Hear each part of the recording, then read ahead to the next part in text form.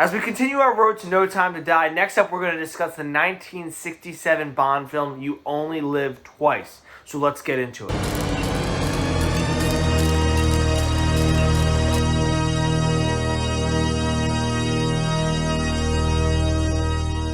Welcome to Silver Screen Talk. My name is Luke LaPointe. I started this channel because movies are a big part of my life, and I want to talk about them with people who care about them as much as I do. With that, remember to hit that like and subscribe button. And most importantly, as we are talking about movies, I want to hear you down in that comment section. Have you seen You Only Live Twice? If you're going to see it in preparation for No Time to Die, let me know so we can have a discussion about it. I want to have a discussion about the Bond films because these are some of my favorite films, and it's one of my favorite franchises. And with that, let's get into it. So in 1967, Eon Productions released You Only Live Twice, and the premise is a mysterious spacecraft captures Russian and American space capsules and brings the two superpowers to the brink of war. James Bond investigates the case in Japan and comes face to face with his arch enemy Blofeld. Now, I really like this movie. I really like all the Connery Bond movies. And I think this is another really good performance from Sean Connery. Not his best, but any performance with Sean Connery as James Bond is a good performance. It's a very interesting plot. I really like the creativity on the real-world ties between the conflict of the U.S. and the Soviet Union with the Cold War. And it is very interesting to see the UK and James Bond trying to mediate on this conflict between the U.S. and the USSR, because that's kind of an alternate history. I do like that. I also think it's very interesting having the conflict between the ninjas in Japan and Spectre. So you have multiple things going for the film, and it doesn't feel stuffed in there. It doesn't feel like there's too many plot lines. I do think that everything is addressed, and it's addressed well in this film. And what this film also did, in contrast to Thunderball, is it balanced the campiness and the seriousness pretty well. I do think it balanced the seriousness and the campiness better than Thunderball did. Thunderball leaned into the camp a little more, and so it felt a little goofier. This does feel a little more serious. I don't know if it's the real world ties of this plot, but it feels more serious, but it's able to lean into the camp. You have two great Bond girls, two really good Bond girls with Helga Brandt and Aki, and while they don't have a lot of screen time, they're both killed pretty early, they make the most of their screen time, and they captivate and command the screen.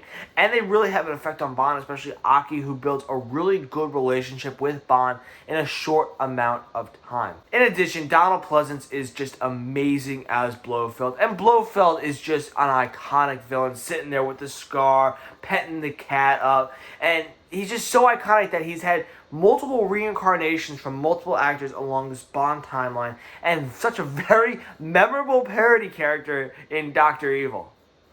Donald Pleasence is a force on screen, but without having to be very aggressive, and you can tell that his henchmen fear him. He does it with this subtle acting, very reserved, but you know that there's fear, and he commands fear within Spectre. And so for that, Donald Pleasence and Blofeld, just iconic on the Bond meter. And I think Blofeld is the most iconic villain of the Bond era. Maybe not the best, but the most iconic. I really like the final action set piece between Spectre and Bond and the ninjas. I think it's very well done. I think the action is well choreographed, and I think it's pretty big on scale. I also love we have beautiful locations in this movie and beautiful set design, which never fails in the Bond movies. The set design in the Bond movies is always really, really good, especially in the Connery Bond movies. And I especially love the volcano lair. I think it's beautiful. They built all of it, and it's just such a magnificent set, and you can tell a lot of work was put into it. There are some things that detract from this movie. It is, like I said, it's not Connery's best performance. He seems a bit tired in his performance. What I mean is he's getting a little older. You can see it's wearing on him a little more. And so he's not the energetic force that he was in Dr. No, From Russia with Love, Goldfinger. I mean, it's just a different Bond. You still love Sean Connery in this movie. It's just a different Connery playing Bond.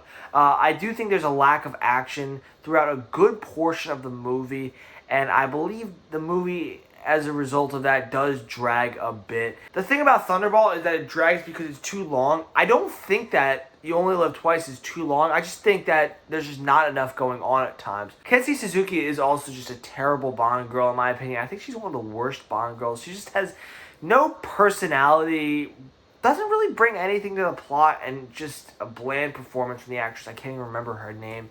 And the biggest issue in this movie is the use of Yellowface, trying to dress up Bond as an Asian so he could fit in undercover. It's just, that's such a touchy thing, and it can only be used just, having a white actor play a different race. It's just, it can almost never work unless it's like a satirical thing, like Robert Downey Jr. in Tropic Thunder. And so I do believe it was in kind of poor taste. I don't know how they got away with it. I mean, I know this was 1967, but still, they didn't need to have James Bond do Yellowface and, be made up as an Asian. It just doesn't work. It doesn't work for me. It's in poor taste, and you notice it, and it just takes a little bit away from the movie. However, I still do like this movie. I still do really like this movie. I love this movie. Like I said, I love all the Connery Bond movies. And for me, this is a movie that's very comparable to Thunderball in the way that I'm going to rate this. So for my brain score, thinking as a critic, I'm going to give it an 80%, right around the same as Thunderball. Like I said, they're very comparable. I do love them both equally. It'll be hard to rank those two when I do my Connery Bond rankings. And for my heart score, I'm going to give it a 92%. Because like I said, even though it has its faults, especially the yellow face, it has a lot of its good. It's iconic villains, great final action set piece, and some good performance from Connery. So for that, 80% on the brain score, 92% on the heart score, and that's a review. Thank you so much for tuning in. Make sure to hit that like and subscribe button, and make sure, most importantly, I want to hear you down in that comment section. Talk about the movie with me. Just talk about Bond with me in general. I want to hear what you have to say about the franchise, because this is a franchise that I absolutely love, and so I want to hear your opinions about it. Thank you so much, and keep on loving movies as much as I do.